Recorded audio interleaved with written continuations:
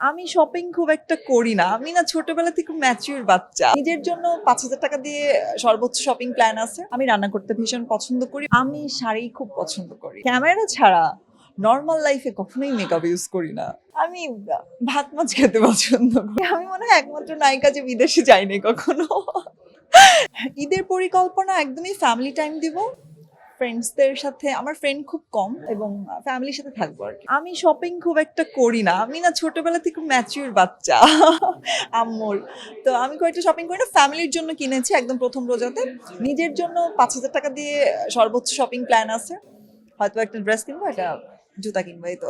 আমি রান্না করতে ভীষণ পছন্দ করি এবং রান্নাটা যারা খেয়েছে তারা বলেছে ভালোই করি। ঈদের দিনেও আমি স্পেশালি প্রতি বছরই ঈদে আমাদের বাসায় বিরিয়ানি বা কাচ্চিটা আমি রান্না করি। আর একটা পায়েস আমার মা খুব পছন্দ করে আমার হাতে, ওটা রান্না করি। আমি শাড়ি খুব পছন্দ করি। এটা মনে হয় আমাকে দেখেই বোঝা যায়। আমার ম্যাক্সিমাম ইন্টারভিউ দেখলেই বুঝতে পারবেন যে আমি শাড়ি পরি সেখানে।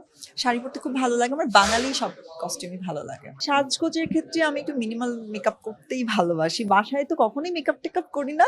বাট যেহেতু আমাদের ক্যামেরার সামনে দাঁড়াতে হয় তো সেখানে চেষ্টা করি যে কস্টিউমটার সাথে যে ধরনের মেকআপ দরকার সেটাই করি। ক্যামেরা ছাড়া নরমাল লাইফে কখনোই মেকআপ ইউজ করি না।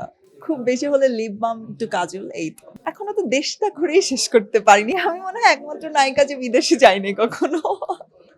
দেশটা আগে ঘুরতে, আমার দেশটা এত সুন্দর, বাংলাদেশ এত সুন্দর, মানুষজন বাংলাদেশকে দেখতে আসে, ওটাকে শেষ করি তারপর দেশের বাইরে ঘুরবো আর একটু বড় হই, টাকা পয়সা ইনকাম করি।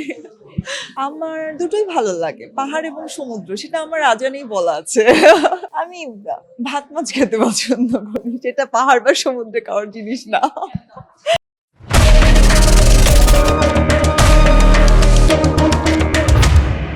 দর্শকদের উদ্দেশ্যে বলবো, সবাই আমার ঈদে আমার প্রায় ৬ দিন ব্যাপী আমার নাটক আসছে।